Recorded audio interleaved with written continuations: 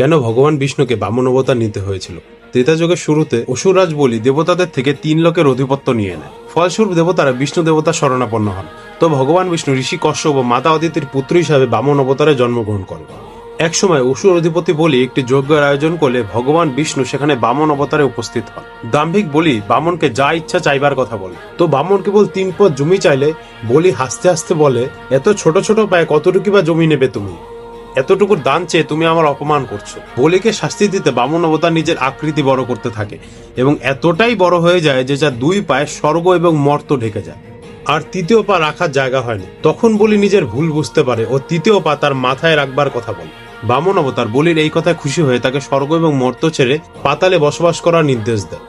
আজ বরুতিনী একাদশী, তো ভগবান বিষ্ণুর বামন অবতারের কাছে আমি প্রার্থনা করি যাতে আমাদের নেতিবাচক শক্তি ও অশুভ প্রভাব থেকে দূরে রাখে।